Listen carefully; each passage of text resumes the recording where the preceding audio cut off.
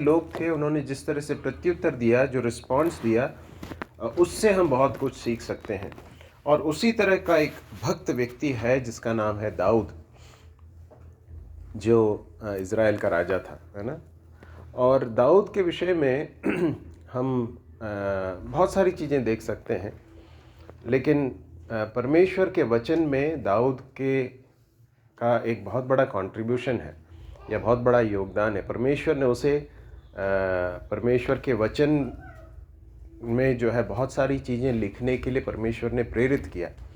पिछले दिनों हमने इस बात को देखा था कि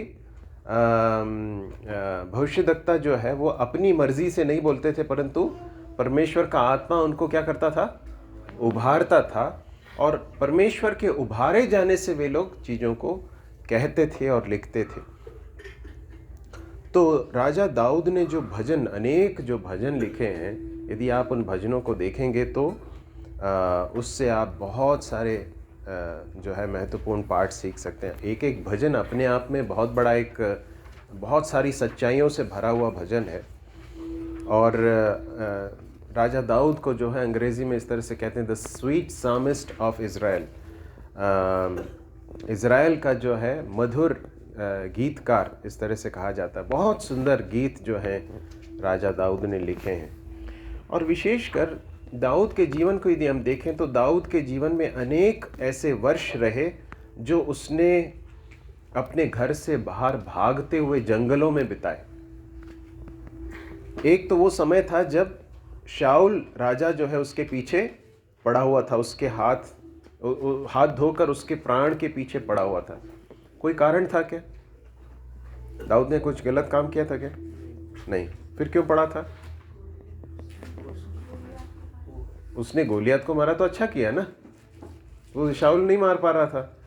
इज़राइल जो है वो उसको परमेश्वर ने दाऊद के द्वारा बड़ा विजय प्रदान किया, तो फिर क्यों शाऊल उसके पीछे पड़ा था? वो ईर्ष्या से जो है ग्रस्त होकर जो है वो दाऊद के पीछे पड़ जाता। तो अनेक समय जो है दाऊद जो है जंगलों में बिता रहा था। उसके बाद भी एक दौर उसके जीवन में आया जब उसको भागते भागते फिरना पड़ा। उसका कारण क्या था आप जानते हैं? उसका खुद का बेटा अबशालोम, जिससे वो बहुत प्रेम करता था। उसके बारे में हम पढ़ते हैं आगे जाकर कि जब उसकी मृत्यु हुई तो राजा दाऊद बहुत रोया, है ना। अब सोच कर देखिए कि ये एक पिता का हृदय है ना। अबशालोम का हृदय जो है अपने पिता के प्रति बहुत सख्त था और बहुत कठोर था और बहुत दुष्टता से भरा हुआ था, लेकिन उसके सारी दुष्टता और उसके विद्रोह और उसके सारे गलत व्यवहार के बावजूद एक पिता का हृदय अपने बेटे के प्रति कैसा होता है, उसका एक बहुत अच्छा उदाहरण दाऊद है। वो जब मालूम पड़ता है कि अबशालोम मर गया तो वो कहता है कि हे अबशालोम, काश कि मैं तेरे स्थान पर मैं मर गया होता। तो ये एक पिता का हृदय है।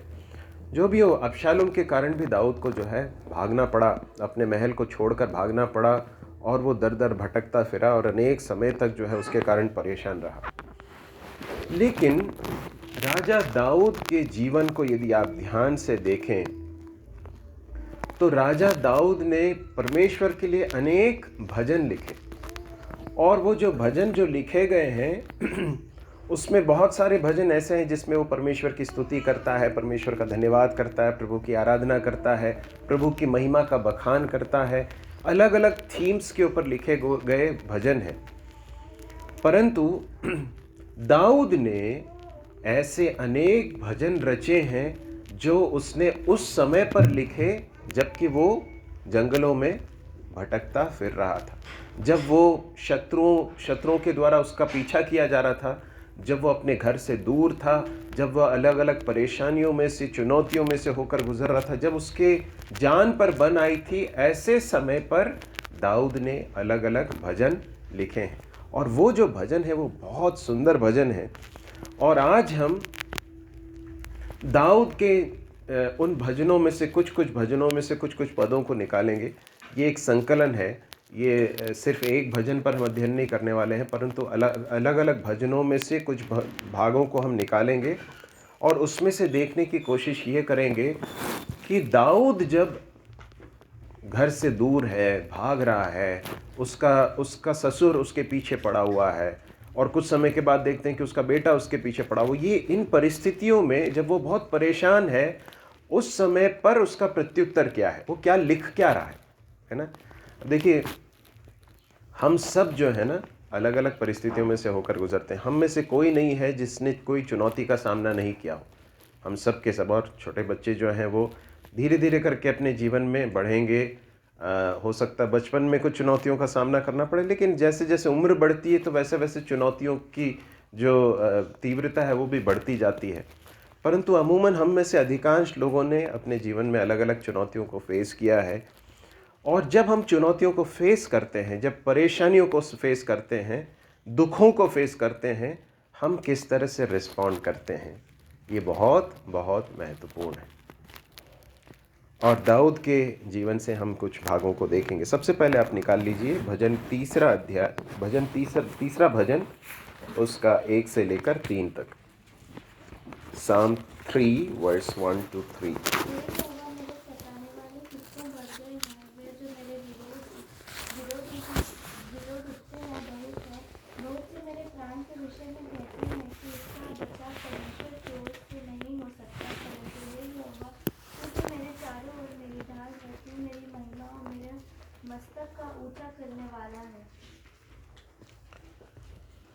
देखिए, यहाँ ये जो भजन लिखा गया है, यदि आप इसके शीर्षक को देखेंगे तो वहाँ लिखा है, जब वह अपने पुत्र अबशालोम के सामने से भागा जाता था। क्या कह रहा है? हे यहोवा, मेरे सताने वाले कितने बढ़ गए हैं, वे जो मेरे विरुद्ध उठते हैं बहुत हैं।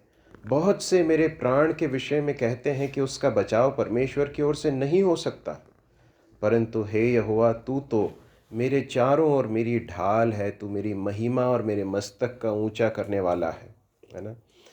देखिए, यहाँ पर जो सबसे पहली बात जो मैं आपके ध्यान में लाना चाहता हूँ वो यह है, दाऊद जब इस बहुत ही कठिन परिस्थिति में से होकर गुजर रहा है, किसी एक पिता के लिए इससे बढ़कर दुख की बात क्या हो सकती है कि उसका बेटा न सिर्फ उसके विरोध में उठ खड़ा हुआ है, परंतु क्या करना चाहता है,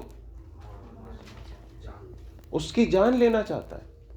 अब हम तो अंदाजा नहीं लगा सकते, हम सोच भी नहीं सकते हैं कि वो उस समय पर दाऊद के हृदय पर क्या बीत रही होगी, कितने दुख में से वो होकर गुजर रहा होगा। लेकिन दाऊद ने इस बहुत ही कठिन परिस्थिति में क्या किया, ये है हमारे लिए सीख की बात। उसने क्या किया? उसने अपने संपूर्ण निर्भरता को और भरोसे को किसके ऊपर जताया? परमेश्वर के ऊपर। परमेश्वर के ऊपर उसके भरोसा, उसका जो भरोसा है, उसकी निर्भरता है, उसके बारे में वो बात कर रहा है। वो कहता है, वो देखिए जब एक व्यक्ति प्रार्थना करता है तो प्रार्थना करना ही अपने आप में क्या है, इस बात का एक इंडिकेटर है कि वो किसके ऊपर भरोसा करता है? परमेश्वर के ऊपर भरोसा करता है। अनेक बार ये बहुत दुख की बात है कि कई विश्वासी जब परेशानी आती हैं, दुख आते हैं, तकलीफ़ें आती हैं, तो क्या करते हैं? प्रार्थना नहीं करते, परंतु क्या करते हैं? बहुत सारी दूसरी चीज़ें करते हैं। सब कुछ करेंगे लेकिन प्रार्थना नहीं करेंगे। दोस्तों से कहेंगे, बाकी लोगों से बात करेंगे, अपनी कोशिश से उससे निपटने की कोशिश करेंगे, और कई बार निराश हो जाएंगे या फिर कुड़कुड़ाएंगे, बहुत कुछ करेंगे लेकिन प्रार्थना नहीं करते। परंतु हम यहाँ पर देखते हैं कि दाऊद जो है वो पहले तो क्या कर रहा है? प्रार्थना कर रहा है, परमेश्वर के ऊपर अपने निर्भरता को प्रकट कर रहा है, वो परमेश्वर से बात कर रहा है। क्या कह रहा है? अब देखिए, भजन, ये सिर्फ एक भाग मैंने पढ़ा, परंतु आप दाऊद के अनेक भजनों को देख लें, उसमें वो क्या रहा है मालूम है? वो परमेश्वर से बात कर रहा है। और परमेश्वर के साथ के उसका जो संबंध है वो कितना करीबी संबंध था, कितना निकटतम संबंध था, वो इस बात से समझ में आता है कि वो भजनों में किस तरह से परमेश्वर से कहता है, प्रभु से कहता है, प्रभु मैं आपके पास आया हूँ, मेरी आशा आप पर है ना। जिस तरह की भाषा का प्रयोग दाऊद करता है, उससे समझ में आता है कि दाऊद के लिए परमेश्वर बहुत प्रिय था। The Lord was very dear to him, not only near but also dear to him। परमेश्वर दाऊद के लिए बहुत प्रिय था, परमेश्वर से बहुत प्रेम करने वाला एक व्यक्ति था दाऊद। परमेश्वर से बात करता है, प्रभु से बात करता है, प्रभु से कहता है, हे यहोवा, मेरे सताने वाले कितने बढ़ गए हैं, वे जो मेरे विरुद्ध उठते हैं बहुत हैं। सिर्फ अबशालोम ही नहीं था, परंतु अबशालोम के साथ एक बहुत बड़ी जनसंख्या जो है अबशालोम का सबको समर्थन करते हुए किसके विरुद्ध में हो गई? दाऊद के विरुद्ध में। उस दाऊद के विरुद्ध में जिसने इज़राइल को चरवाही की है, जो एक अच्छे उत्तम राजा के रूप में इज़राइल को चला रहा है, उस राजा के विरुद्ध प्रजा खड़ी हो गई। कितना बिट्रेयल फील हुआ होगा ना, कितना दुख हुआ होगा कि मेरी प्रजा है ना, जिनसे मैं प्रेम करता हूँ, जिनके लिए मैं परिश्रम करता हूँ, वो मेरे विरुद्ध उठ खड़े हुए हैं। वो कहता है बहुत हैं जो मेरे विरुद्ध उठ खड़े हुए हैं, बहुत से मेरे प्राण के विषय में कहते हैं कि उसका बचाव परमेश्वर की ओर से नहीं हो सकता, परमेश्वर उसको नहीं बचाएगा, इस तरह की बातें कह रहा है। लेकिन तीसरे पद में वो कहता है, परंतु हे यहोवा, तू तो मेरे चारों ओर मेरी ढाल है, तू मेरी महिमा और मेरे मस्तक का ऊंचा करने वाला है। ये सब कुछ हो रहा है, परंतु दाऊद कहता, प्रभु मैं किस पर भरोसा करता हूँ? लोग ये सब कह रहे मेरे बारे में कि ये परमेश्वर उसको नहीं बचाएगा, इसका कुछ नहीं हो सकता, ये नाश हो जाएगा इस बार। लेकिन दाऊद कहता, प्रभु मेरा भरोसा तो आप पर है। मेरे प्रिय भाई और बहनों, हम में से सबके सब कभी ना कभी इस तरह की परिस्थितियों में से होकर गुजरेंगे, जब बहुत निराशा की परिस्थितियां आ जाए, दुख आए, चुनौतियां सामने आकर खड़ी हो जाएं, पहाड़ के समान समस्याएं आकर खड़ी हो जाएं। उस समय पर याद रखिए, हमारा सहायक कौन है? परमेश्वर। दाऊद कहता है, तू मेरे चारों ओर मेरी ढाल है। वो कहाँ पर फिर रहा है मालूम है? जंगल में है, जहाँ पर कोई सुरक्षा नहीं है। शारीरिक रूप से देखा जाए तो सुरक्षा नहीं है। अबशालोम के साथ सेना है ना, दाऊद के साथ कुछ लोग जरूर हैं, परंतु उससे कहीं अधिक अबशालोम के साथ है, और कभी भी वो जो है मारा जा सकता है, ऐसी परिस्थिति में है। परंतु वो क्या कह रहा है? हे यहोवा, तू मेरे चारों ओर क्या है? मेरे लिए ढाल है, मेरी महिमा है, मेरे मस्तक का ऊंचा करने वाला है। मेरे प्रिय भाई और बहनों, ये एक ऐसी सच्चाई है जो तभी हम देख सकते हैं जब हमारी आत्मिक आंखें खुली हों। एलीशा नाम का परमेश्वर का एक दास था, याद है आपको? एलिया का जो शिष्य था, है ना, एलीशा। और एलीशा जो है अपने घर में था, और अरामी सेना जो है वो उसको पकड़ कर ले जाने के लिए जो है आती है। और एलीशा का जो दास है वो कहता है कि स्वामी देखो, पूरे नगर को जो है इन्होंने क्या कर लिया है? घेर लिया है, हम घिर गए हैं, अब कोई बचाव का रास्ता नहीं है। तो एलीशा जो है ना, बहुत निश्चिंत होकर बैठा हुआ है। क्यों निश्चिंत होकर बैठा हुआ है? क्योंकि उसने ऐसा कुछ देखा है जो उसके सेवक ने नहीं देखा है। क्या देखा था मालूम है? उसने कुछ देखा, दास ने नहीं देखा, तो इसलिए वो जो है प्रार्थना करता है प्रभु से कि हे प्रभु, इसकी आंखों को खोल दे। और उसके बाद जब परमेश्वर उसकी आंखों को खोल देता, मतलब ये आंखें तो खुली हुई हैं, परंतु परमेश्वर उसके पार जो है कुछ चीजें हैं जो देख नहीं पा रहा था, उसे देखने के लिए जब परमेश्वर खोल देता तो क्या दिखता मालूम है? क्या देखा उसने? कि अग्निमय रथों से भरी हुई जो एक सेना है, परमेश्वर की सेना जो है, उसने इनको घेर रखा है ताकि बाकी लोग कुछ भी न कर पाए, इनकी हानि न कर पाए। मेरे प्रिय भाई और बहनों, हम जो प्रभु के लोग हैं, हमारे चारों ओर किसकी सेना है? परमेश्वर की सेना है, अदृश्य सेना है। प्रभु के स्वर्गदूत हमारी रखवाली करते हैं, प्रभु के स्वर्गदूत हमारी सुरक्षा करते हैं। इसलिए हमारे चारों ओर, हमारे चारों दिशा में परमेश्वर ने अपनी सुरक्षा को रखा है। इसलिए दाऊद कहता है, तू तो चारों ओर मेरी ढाल है।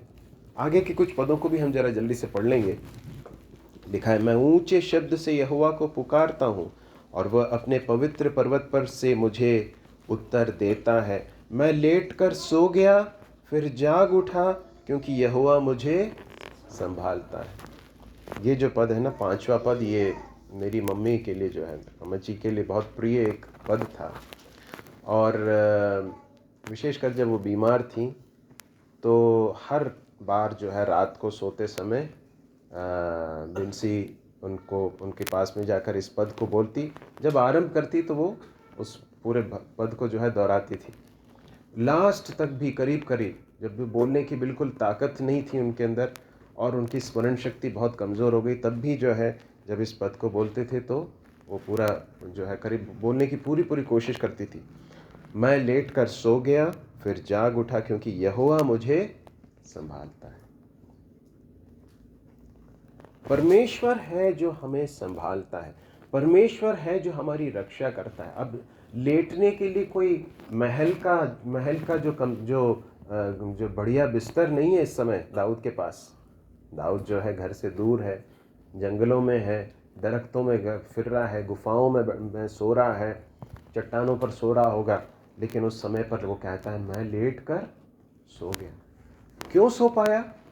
क्योंकि यहोवा मुझे संभालता है। मैं उन 10,000 मनुष्यों से नहीं डरता जो मेरे विरुद्ध चारों ओर पांति बांधे खड़े हैं।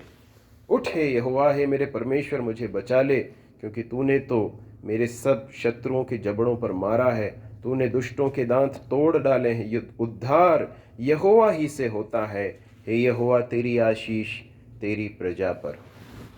पहली बात, पहली सच्चाई, जब भी जीवन में बहुत कठिन परिस्थितियों में से, परेशानियों में से, दुखों से, तकलीफ़ों से, चुनौतियों से होकर गुजरें, सबसे पहली बात परमेश्वर पर अपना भरोसा रखें, परमेश्वर से प्रार्थना करें, परमेश्वर के चरणों में अपने हृदय को उंडेलें। ये है सबसे पहली सच्चाई जिसे हम सीख सकते हैं। दूसरी बात को हम देख सकते हैं भजन 27 उसके चौथे पद में। पढ़ लें भजन 27 उसका चौथा पद। एक बार मैंने यहोवा से मांगा, उसी के यत्र में लगा रहूंगा कि मैं जीवन भर यहोवा के भवन में रहने पाऊं, जिससे यहोवा की मनोहरता पर दृष्टि लगाए रहूं और उसके मंदिर में ध्यान किया करूं। दाऊद के जीवन में एक बात जिसे उसने सबसे अधिक चाहा था, वो क्या था? वो कहता है कि मैं जीवन भर यहोवा के भवन में रहने पाऊं, जिससे यहोवा की मनोहरता पर दृष्टि लगाए रहूं और उसके मंदिर में ध्यान किया करूं। दाऊद के लिए जो सबसे अधिक महत्वपूर्ण था वो यह नहीं था कि मैं अपने महल में बढ़िया कंफर्ट में रहूं, सब कुछ जीवन में सब अच्छा चलता रहे, परंतु उसके लिए सबसे महत्वपूर्ण क्या था? परमेश्वर के साथ की उसकी सहभागिता। उसके जीवन में जब कठिन परिस्थितियां आई, तब भी उस परमेश्वर की उपस्थिति ने उसको क्या किया? संभाला, उसको स्ट्रेंथ दिया, उसको संभाला, उसको सामर्थ्य दी, उस पर विजय पाने के लिए उसकी सहायता की, उसके बीच में निराश नहीं होने के लिए सहायता की। क्यों मालूम है? क्योंकि जब परिस्थितियां अच्छी थी तब भी वो क्या करता था? वो किसको ढूंढा करता था? परमेश्वर को ढूंढा करता था। लिखा है, एक वर मैंने यहोवा से मांगा है, उसी के यत्न में लगा रहूंगा, मैं जीवन भर यहोवा के भवन में रहने पाऊं। परमेश्वर को खोजने वाला एक व्यक्ति था दाऊद, है ना? कितनी ही सुंदर बात है कि दाऊद के लिए जो है बहुत सारे सुख सुविधाएं उस महल में रही होंगी, परंतु उसके जीवन का जो सबसे बड़ा लक्ष्य ये नहीं था कि मैं अपने जीवन को और अधिक कंफर्ट्स और तकलीफ और जो है सुख सुविधाओं से भर के रखूं। उसके लिए सबसे महत्वपूर्ण परमेश्वर के साथ का समय था, परमेश्वर की उपस्थिति थी। ये एक ऐसी बात है जिसे कल्टीवेट करना बहुत ज़रूरी है मेरे प्रिय भाइयों और बहनों। दाऊद जिस तरह से परमेश्वर के लिए एक भक्त व्यक्ति बना, जिस तरह से उसके बारे में ये कहा जाता है कि वो परमेश्वर के हृदय के समान एक व्यक्ति था, ऐसा क्यों हुआ मालूम है? उसका रहस्य यहाँ पर मिलता है हमको। वो किसको खोजता था? परमेश्वर को। अनेक लोग हैं जो परमेश्वर को नहीं खोजते, परमेश्वर के द्वारा मिलने वाली चीज़ों को खोजते। परमेश्वर, प्रभु मुझे मेरी जीवन में ये ज़रूरत है, प्रभु आप मुझे ये दे दीजिए। प्रभु जी मुझे पढ़ाई करनी है, मुझे अच्छे कॉलेज में एडमिशन दे दीजिए। प्रभु मुझे नौकरी चाहिए, प्रभु मुझे एक अच्छी नौकरी दे दीजिए। प्रभु मुझे एक अच्छे जीवन साथी की आवश्यकता, प्रभु मुझे एक अच्छे जीवन साथी को दीजिए। प्रभु मेरे नौकरी में ये समस्या आ गई, अब समस्या को ठीक कर दीजिए। हम सब कुछ चाहते हैं कि परमेश्वर हमारे लिए हमारी जो है परेशानियों को सॉल्व कर दे, लेकिन उससे कहीं अधिक बढ़कर परमेश्वर को चाहना, ये कितने लोग हैं जो उस तरह से परमेश्वर को ढूंढते हैं। प्रभु आप मेरे जीवन की परेशानियों को ठीक करें या ना करें, उसमें से मुझे निकालें या ना निकालें, प्रभु मैं आपको चाहता हूँ, मैं आपको ढूंढ रहा हूँ। प्रभु मैं आपको खोजना चाहता हूँ, मैं चाहता हूँ कि प्रभु मैं आपके साथ रहूँ। क्या ऐसी प्रार्थना रही है क्या? अनेक लोग परमेश्वर को उस अलादीन के उस चिराग के समान यूज़ करना चाहते हैं, जिसमें वो उसको रगड़ता है, उसमें से क्या निकलता है? ये तो एक किंवदंती है, उसमें कोई सच्चाई नहीं, परंतु उसमें से जिन्न निकलता है और उसके बाद फिर जिन्न से बोलता है कि हाँ मेरे आका मुझे क्या चाहिए आपको? तो वो कहता है कि मेरे लिए ये ला दो, मेरे लिए वो ला दो, है ना। हम कई बार परमेश्वर को भी ऐसे ट्रीट करते हैं। हम परमेश्वर को हमारे जीवन के संकट निवारण के लिए ही हम उपयोग करना चाहते हैं। परमेश्वर क्या कहते हैं मालूम है? परमेश्वर कहते हैं कि मैं तेरे जीवन की जिम्मेदारी मैंने ली है, तेरी आवश्यकताओं को मैं पूरी करूंगा, परंतु क्या तू मेरे साथ समय व्यतीत करने के लिए इच्छुक है?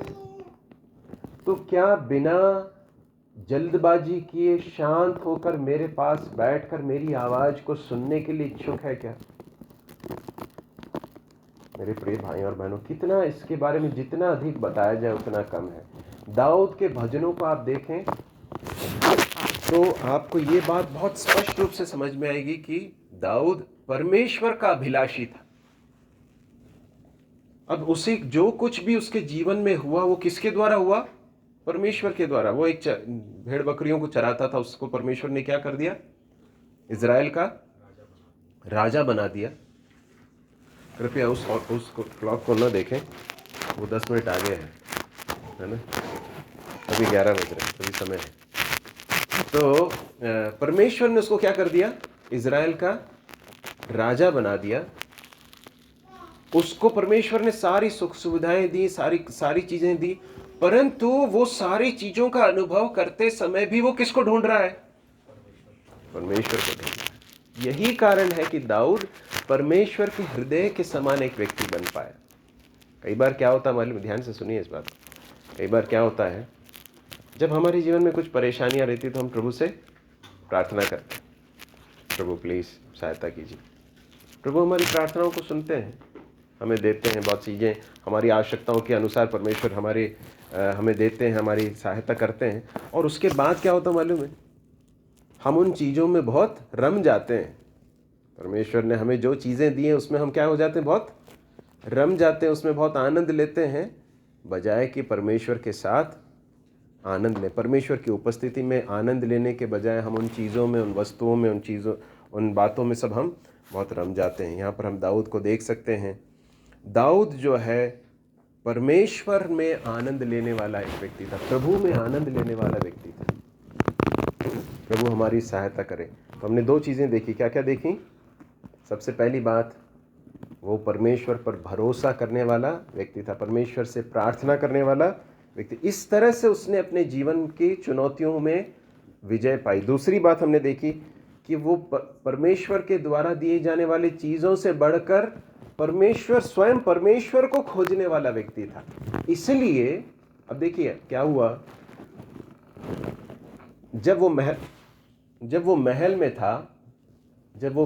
था, जब सारी चीज़ें अनुकूल थीं, उस समय पर वो परमेश्वर को ढूंढ रहा था। सही है कि नहीं? परमेश्वर को खोज रहा था। जब वो और उस समय परमेश्वर को जब खोज रहा था तो परमेश्वर की उपस्थिति उसके साथ थी ना, वो परमेश्वर की उपस्थिति का आनंद ले पा रहा था। इसी कारण से जब वो जंगलों में फिर रहा था, जब उसके पास महलों का कंफर्ट नहीं था, उस समय पर भी उसके पास क्या था? परमेश्वर की उपस्थिति थी। गॉड्स प्रेजेंस वाज देयर, और इसलिए वो आनंदित रह पाया। जो अनुकूल परिस्थितियों में परमेश्वर को नहीं ढूंढता है, वो प्रतिकूल परिस्थितियों में परमेश्वर के आनंद को नहीं पा पाएगा। प्रभु हमारी सहायता करे। अगले भाग को देखेंगे हम, भजन 37 उसका 4था पद। यहोवा को अपने मुख का मूल जान, सुख का मूल जान, और वह तेरे मनोरथों को पूरा करेगा।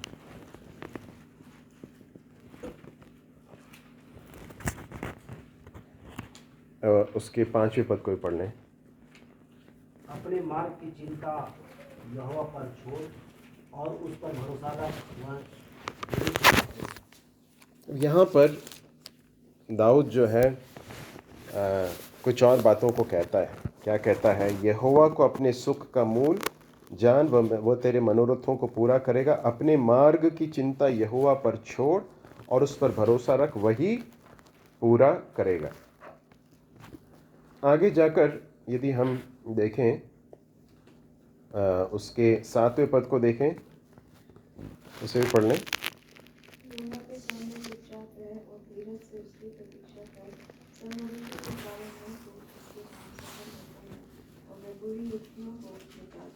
यहोवा के सामने चुपचाप रह और धीरज से उसकी प्रतीक्षा कर। हमने पहले देखा कि वो कहता है कि यहोवा को अपने सुख का मूल जान, वह तेरे मनोरथों को पूरा करेगा। अपने मार्ग की चिंता यहोवा पर छोड़ दे। फिर वो कहता है यहोवा के सामने चुपचाप रह और धीरज से उसकी प्रतीक्षा कर। अपने जीवन की परेशानियों और दुखों और तकलीफों, चुनौतियों में दाऊद ने परमेश्वर के सामने धीरज के साथ इंतजार करना सीखा। ये बहुत एक महत्वपूर्ण बात है। जब हम परेशानियों में होकर गुजरते हैं तो एक बात जो अक्सर देखी जाती है वो यह है कि हम बहुत इम्पेशेंट हो जाते हैं। क्या हो जाते हैं? इम्पेशेंट का मतलब क्या है? हम बहुत जल्दी घबरा जाते हैं, हम हिम्मत हारने लगते हैं, हम बहुत जल्दी धीरज खो देते हैं। धीरज नहीं खोना है ना। यहाँ पर वो कहता है यहोवा के सामने चुपचाप रह, धीरज से उसकी प्रतीक्षा कर। वेट अपॉन द लॉर्ड, है ना। Wait patiently for the lord. धीरज के साथ परमेश्वर के समय के लिए इंतजार करना दाऊद ने सीखा। ये एक बात है जो दाऊद के परेशानियों तकलीफों के बीच में उसने किया, जिसके कारण परमेश्वर ने उसकी सहायता की।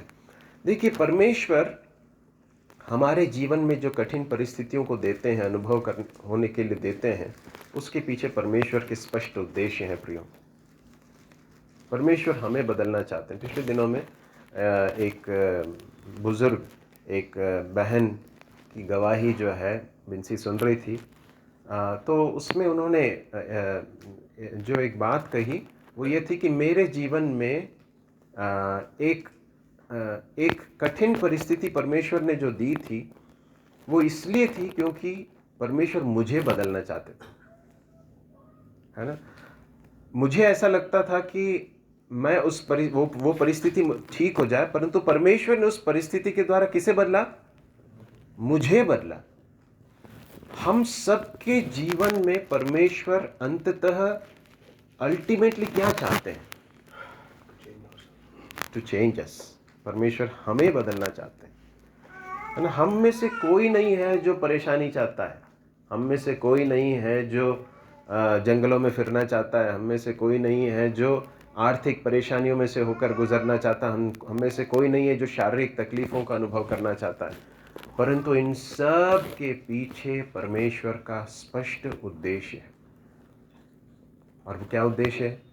परमेश्वर हमें बदलना चाहते हैं। यहाँ लिखा है धीरज से उसकी प्रतीक्षा कर। अक्सर तकलीफ़ें जो बहुत जल्दी जिनका निवारण नहीं होता है, कुछ ऐसी परेशानियां रहती हैं जीवन में जिसका परमेश्वर तुरंत जो है निवारण नहीं करते। पौलुस के जीवन में भी ऐसा कुछ था। वो कहता है कि मैंने 3 बार प्रार्थना की प्रभु से, प्रभु प्लीज़ इसे हटा दीजिए। प्रभु ने कहा मेरा मेरा अनुग्रह काफ़ी है। इसका मतलब मैं तुझे हील तो नहीं करूँगा, मैं तुझे चंगाई नहीं दूंगा, परंतु मैं तुझे क्या दूंगा? अनुग्रह दूंगा, तुझे सहने की शक्ति दूंगा, धीरज दूंगा। हम याकूब की पत्री में जब आते हैं, उसके पहले अध्याय के पहले कुछ पदों को हम पढ़ते हैं, तो वहाँ पर ऐसे पढ़ते हैं, जब तुम नाना प्रकार के अलग अलग तरह की परीक्षाओं में से पढ़ो तो इसे पूरे आनंद की बात समझो, यह जानकर कि तुम्हारे विश्वास के परखे जाने से धीरज उत्पन्न होता। धीरज मतलब क्या है? सहने की शक्ति। सहने की शक्ति। कई बार कई लोग बहुत जल्दी हिम्मत हार जाते हैं, कई लोग हैं वो बहुत जल्दी क्रोधित हो जाते हैं। समझ से आ रही है क्या बात? बहुत जल्दी जो है वो क्रोधित हो जाते हैं, बहुत जल्दी जो है हिम्मत हार जाते हैं लोग, बहुत जल्दी जो है लोगों के ऊपर जो है उंगली उठाने लगते हैं। परमेश्वर ये सारी चीज़ों को बदलना चाहते हैं। God wants to change this areas. परमेश्वर चाहते हैं कि हम सहना सीखें, चुपचाप रह, यहोवा के सामने चुपचाप रह।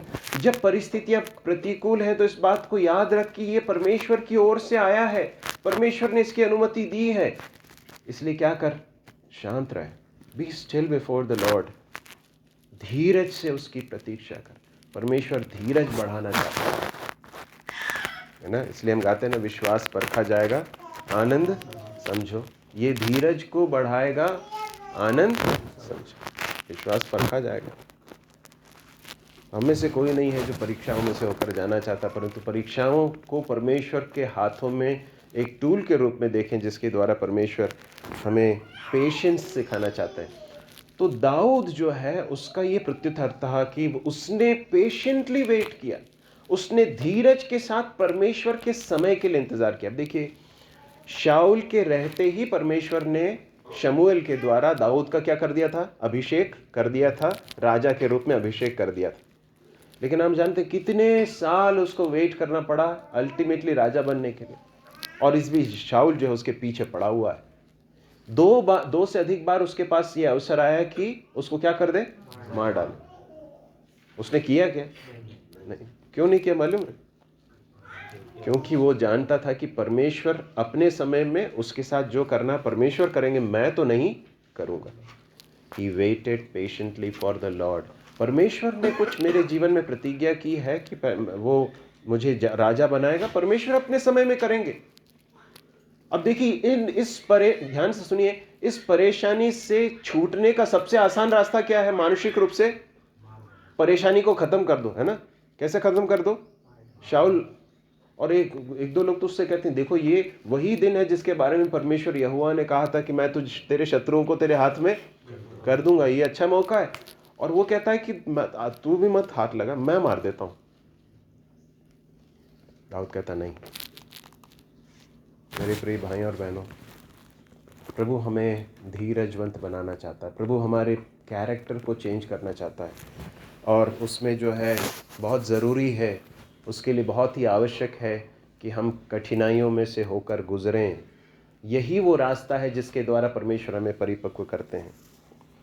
अगली बात हम देखते हैं भजन 28 में। भजन 28 निकाल लें, Psalm 28।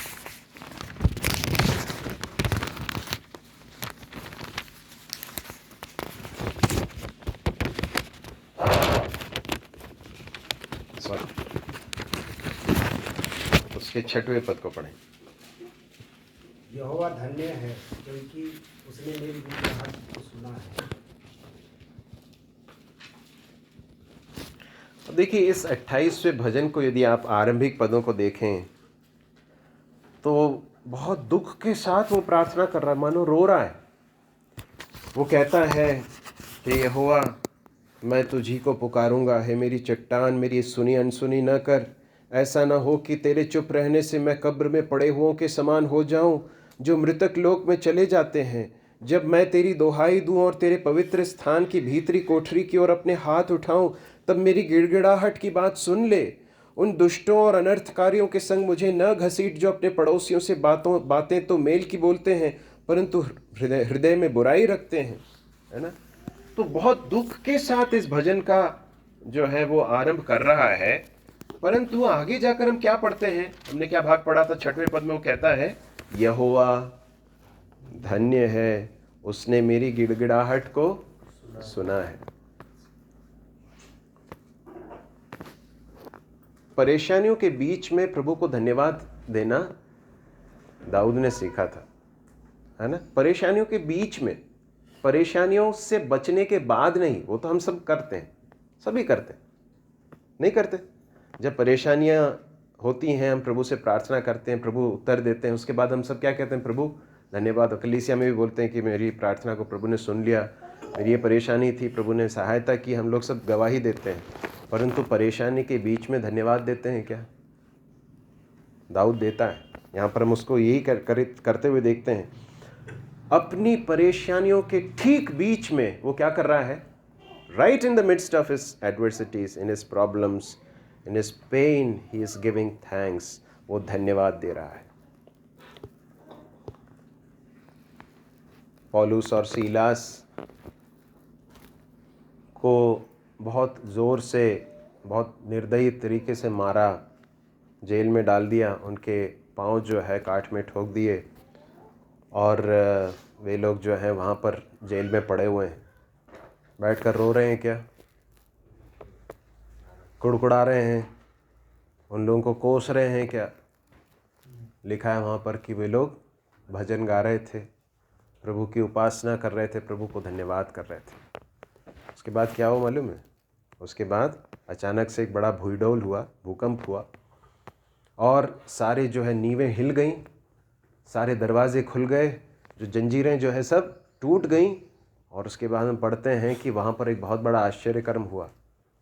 आश्चर्यकर्म ये नहीं हुआ कि ये लोग स्वतंत्र हो गए, आज़ाद हो गए, क्योंकि ये लोग तो आज़ाद थे ही, भले बंधनों में थे, परंतु वहाँ पर एक परिवार था जो भले ही शारीरिक रूप से आज़ाद दिख रहा था, परंतु बहुत बड़े बंधनों में था, पाप के बंधन में था। जेलर और उसका परिवार क्या हो गया?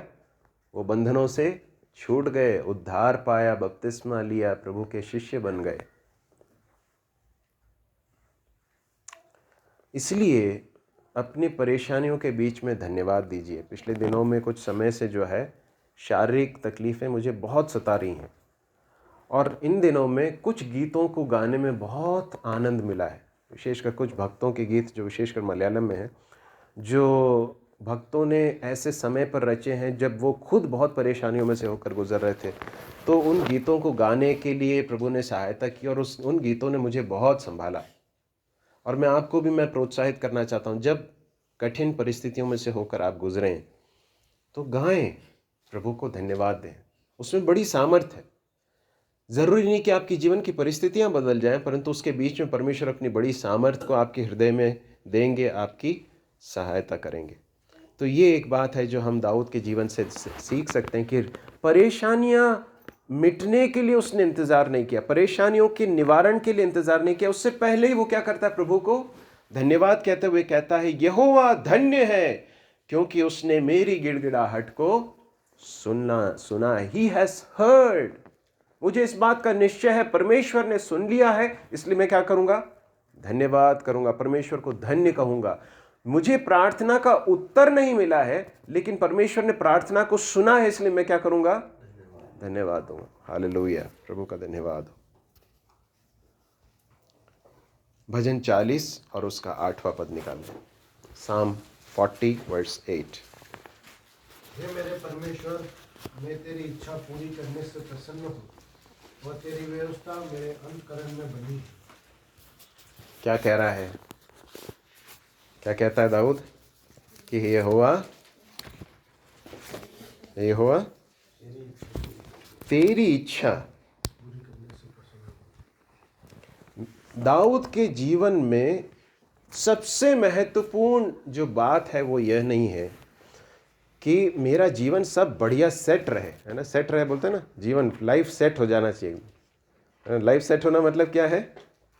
कोई प्रॉब्लम नहीं है ना, बढ़िया एकदम समय पर पैसा आ रहा है, कोई हेल्थ में कोई इश्यूज नहीं है, और सब रिलेशनशिप्स भी सब बढ़िया हैं, सब बढ़िया एकदम मस्त चल रहा है, तो लाइफ क्या है?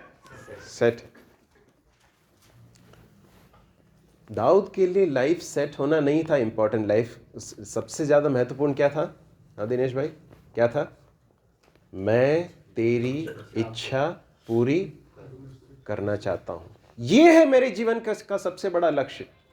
This is the ultimate aim of my life. I want to do your will O Lord, I delight to do your will. तेरी इच्छा को पूरी करने में मैं आनंद पाता हूं प्रभु।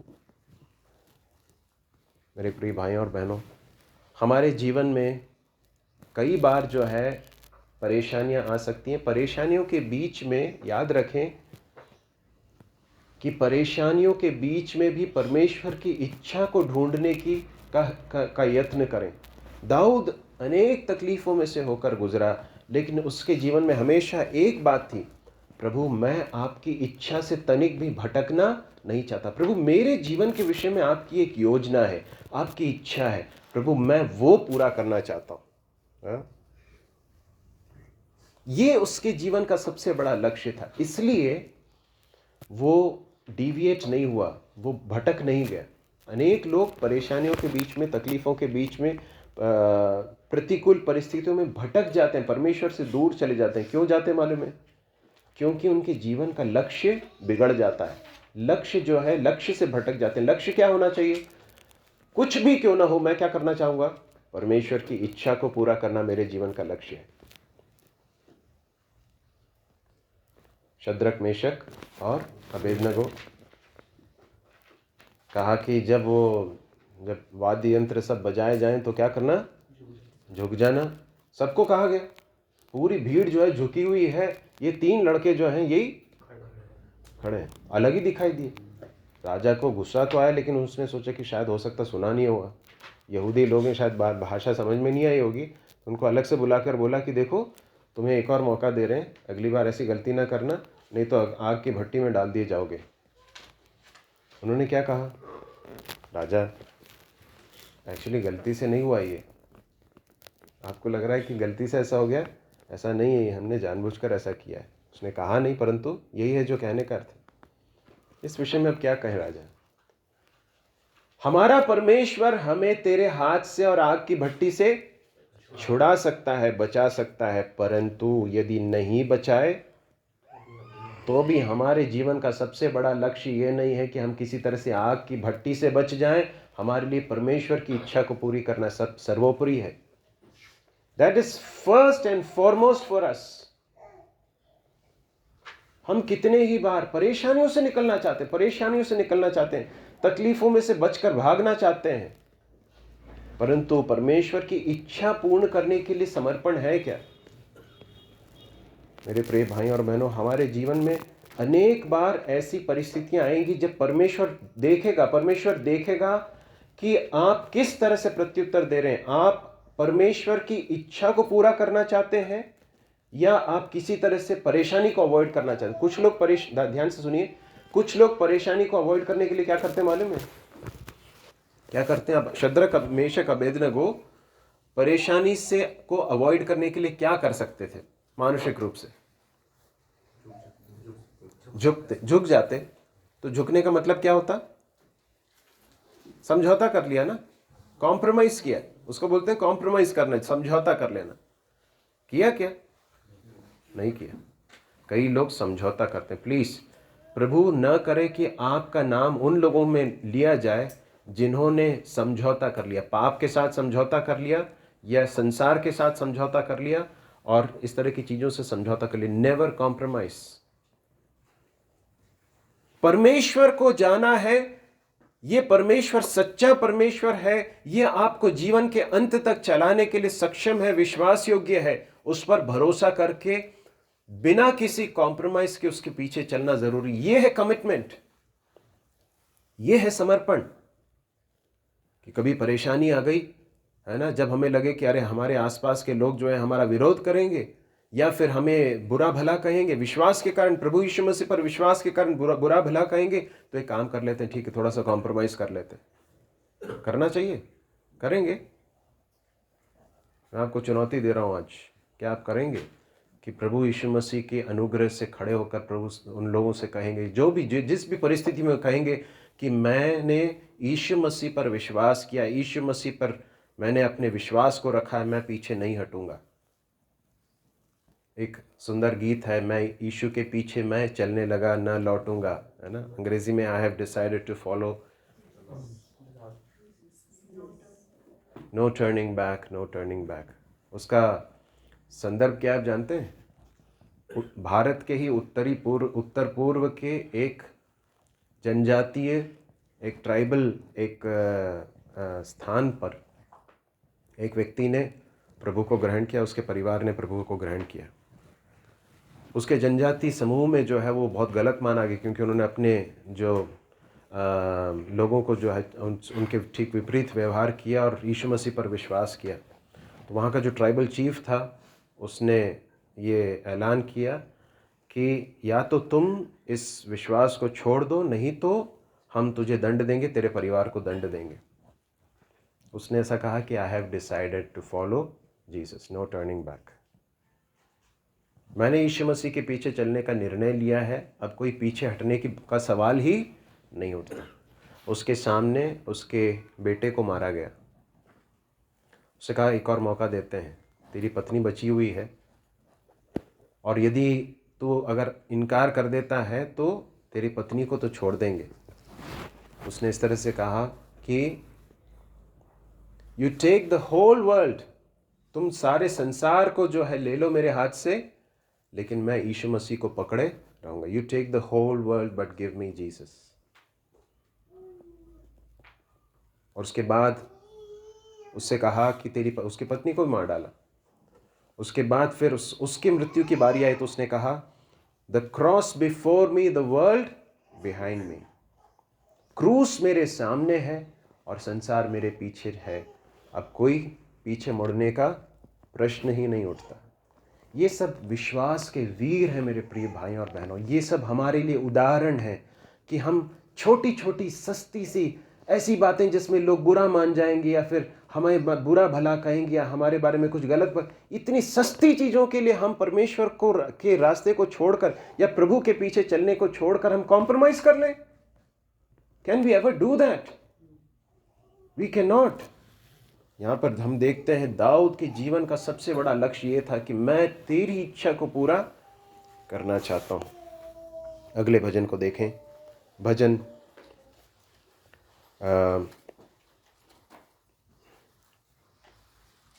143 उसका 5वां पद, Psalm 143 वर्स 5।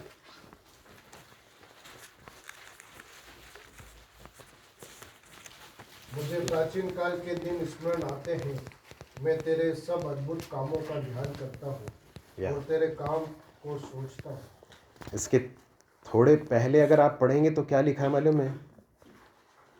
तीसरे पद में लिखा है, शत्रु तो मेरे प्राण का ग्राहक हुआ है, उसने मुझे चूर करके मिट्टी में मिलाया, मुझे बहुत दिन के मरे हुओं के समान अंधेरे स्थान में डाल दिया है। मेरी आत्मा भीतर से व्याकुल हो रही है, मेरा मन विकल है।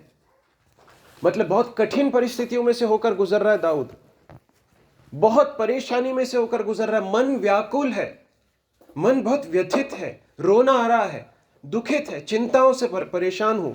लेकिन वो क्या कहता है? वहां पर क्या लिखा है? 5वें पद को आप पढ़ें। मुझे प्राचीन काल के दिन स्मरण आते हैं, मुझे प्राचीन काल के दिन स्मरण आते हैं, मैं तेरे सब अद्भुत कामों का ध्यान करता हूँ। ये देखिए, हम भी कई बार पुराने दिनों को याद करते हैं, लेकिन कैसे याद करते हैं मालूम है?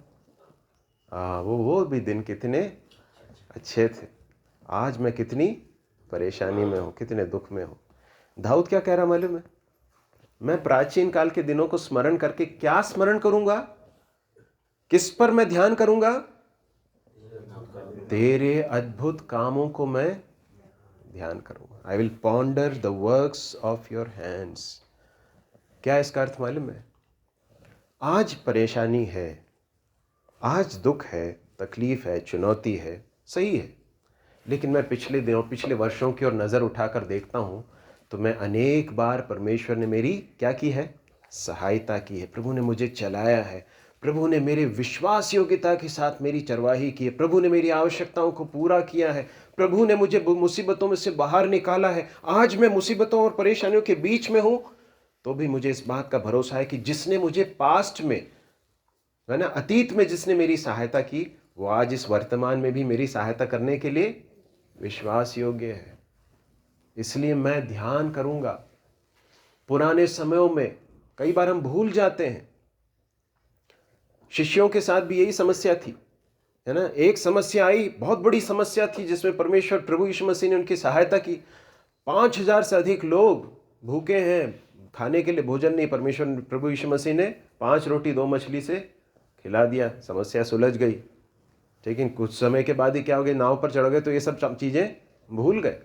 हम सब भूलने के आदी हैं, परंतु हमें याद करना है। और याद करते समय ये नहीं करना है कि अरे अभी तो बड़े परेशानियों में, ये नहीं। परमेश्वर ने जिस तरह से चलाया उस बात को स्मरण करके प्रभु को धन्यवाद देना, उस पर ध्यान करना है ना, ताकि हम परमेश्वर के अनुग्रह के हाथ को देख सकें और उससे यह विश्वास हमारे अंदर पनपे कि जिस प्रभु ने मुझे पिछले वर्षों में चलाया है वो आगे भी चलाने के लिए विश्वास योग्य और सक्षम है। मेरे प्रिय भाइयों बहनों, ये सब मेरे जीवन के अनुभव भी रहे। बहुत सारी ऐसी परेशानियां जिसमें से होकर गुजरा, उसमें परमेश्वर ने चलाया। इसलिए जब वर्तमान में परेशानियों के में से होकर गुजरता हूँ तो मुझे इस बात का निश्चय परमेश्वर देता कि मैंने तुझे चलाया है ना, मैंने तेरी सहायता की, तो आगे भी मैं चलाने के लिए विश्वास योग्य हूँ और सक्षम हूँ। प्रभु हमारी सहायता करें। अब हम आ जाएं भजन 43 में और उसके 5वें पद में, साम 43 वर्स 5।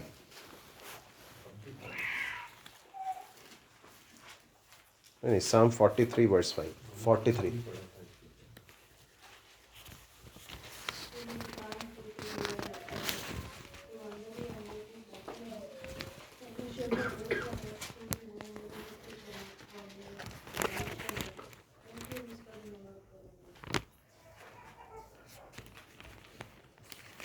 क्या लिखा है यहाँ पर, हे मेरे प्राण तू क्यों गिरा जाता है, why are you downcast O my soul. परमेश्वर पर भरोसा रख, वह मेरे मुख की चमक और मेरा परमेश्वर है, मैं फिर उसका धन्यवाद करूँगा।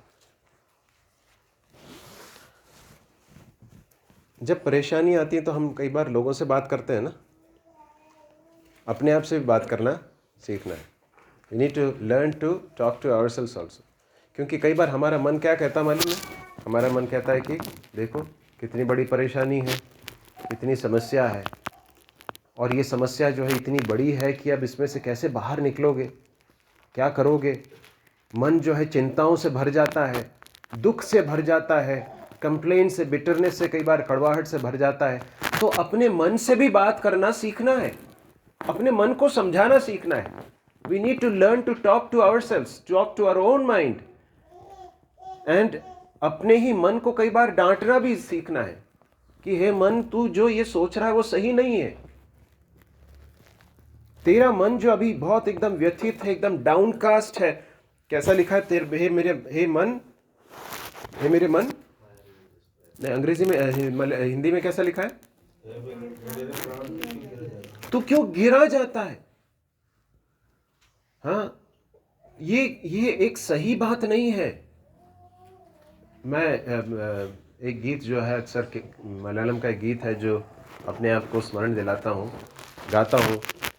परमेश्वर के एक दास थे जो जर्मन मिशनरी थे, जो केरल में आए। उन्होंने केरल में आकर मलयालम भाषा सीखी, बहुत सेवा की, और अनेक गीत जो है मलयालम में लिखे, बहुत सुंदर गीत है। और उसमें से एक गीत है जिसमें वो इस तरह से कहता है कि मैं परमेश्वर के लिए गीत गाऊंगा और मैं उसमें आनंदित होऊंगा। और उसके बाद वो अनेक अंतरे हैं, उसके बहुत सुंदर अंतरे, जो तेरा रूप यीशु मेरी आंखों में, जो है जो गीत लिखा है वो उन्होंने ही लिखा है, उसका मैंने अनुवाद किया है। तो वो उस गीत के एक अंतरे में इस तरह से कहते हैं कि निराशा से भरा हुआ मन परमेश्वर के आत्मा का लक्षण नहीं। सुना आपने, निराशा में पड़ा हुआ एकदम लोट लगाने वाला जो मन है वो परमेश्वर के आत्मा, पवित्र आत्मा का लक्षण नहीं है। जो साक्षात मतलब जो वास्तव में पवित्र आत्मा के द्वारा जिसका अभिषेक हुआ, अभिषेक मतलब कोई विशेष अभिषेक नहीं होता है, हमने पहले भी पढ़ा, परमेश्वर के आत्मा का, पवित्र आत्मा का अभिषेक मतलब हम सब का अभिषेक हुआ है।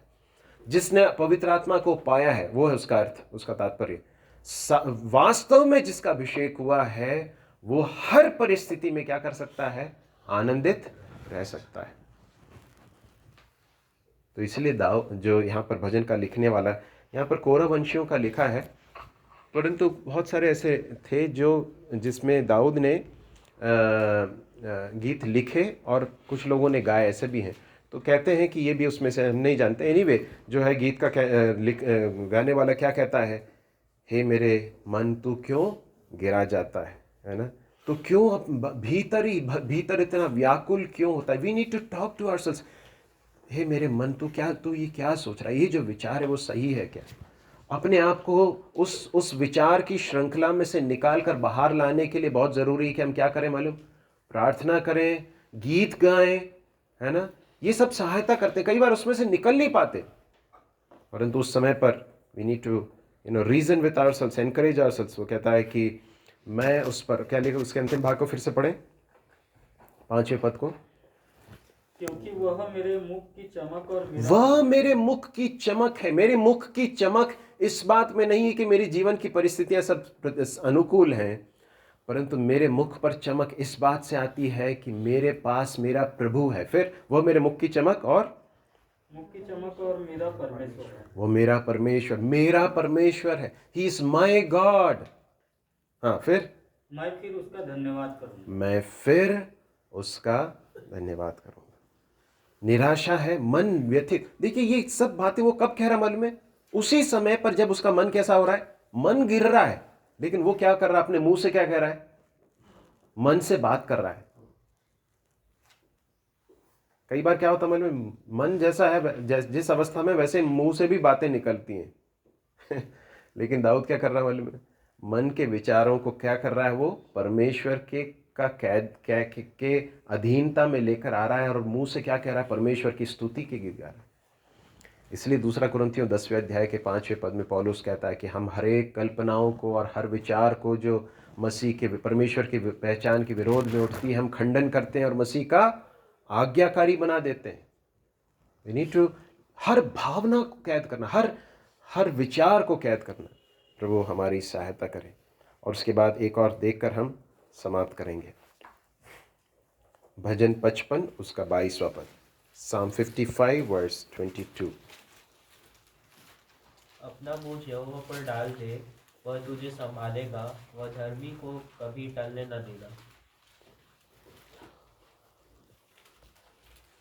परमेश्वर ने हमारे जीवन में जो परिस्थितियां दी हैं, उसके द्वारा परमेश्वर हमें बदलना चाहते हैं और हमारे द्वारा दूसरे जीवनों को भी बदलना चाहते हैं। परमेश्वर की ये बड़ी योजना है। इसलिए परमेश्वर हमारे जीवन में कठिन परिस्थितियों को देते हैं, अनुमति देते हैं, ताकि हम उसमें से निकल कर आएँ, हम सीखें, हम बदलें, और उसके बाद दूसरों को भी सिखा सकें, दूसरों की सहायता कर सकें। लिखा है, क्या लिखा है? अपने बोझ को यहोवा पर डाल दे और वो क्या करेगा? तुझे संभालेगा। फिर वो धर्मी को कभी भी टलने न देगा। ये बातें कब कह पाएगा एक व्यक्ति? जब वो खुद उन चीज़ों को अनुभव से जानता। कठिनाइयों के बीच में जब हम स्थिर रहकर उसका सामना कर पाते हैं, परमेश्वर के अनुग्रह से सामना करते हैं, परमेश्वर के वचन से उसका सामना करते हैं, परमेश्वर की उपस्थिति के एहसास से, उस निकटता के साथ रहते हुए उसका सामना करते हैं, तो फिर हम दूसरों की मदद कर पाएंगे, दूसरों से कह पाएंगे कि अपने बोझ को किसके ऊपर डाल दो? यहोवा पर डाल दो। नहीं तो नहीं कह पाएंगे। नहीं तो क्या होगा मालूम है? ध्यान से सुनिए। कोई व्यक्ति आपके पास अपनी परेशानी लेकर आएगा और उसके बाद आप क्या करेंगे मालूम है? उसकी परेशानी को और बढ़ा देंगे। कैसे बढ़ा देंगे मालूम है? आप कहेंगे कि हाँ भैया क्या करें यार, बड़ी ज़िंदगी बड़ी बहुत तकलीफ दे है, life is a big struggle, क्या करें? ऐसे ही हो सकता, कुछ हो नहीं सकता। ऐसी सब बातें निकलेंगी आपके मुंह से, मैं भी परेशान हूँ। परंतु नहीं, यदि आपने परमेश्वर के अनुग्रह को प्राप्त किया, यदि आपने परमेश्वर के हाथों में अपने बोझ को डालना सीखा है, तो आप बता पाएंगे कि ठीक है भाई, कोई बात नहीं, लेकिन अपने बोझ को किसके ऊपर डाल दो? परमेश्वर के ऊपर डाल दो। मैंने भी डाल दिया है, और वो क्या करता है? मुझे संभालता है, तुम्हें भी संभालेगा। प्रभु हमारी सहायता करे। ये वचन हम सबके जीवन के लिए आशीष का कारण हो और हमारे जीवन इस वचन के अनुसार बदल सकें। प्रभु के नाम की महिमा हो।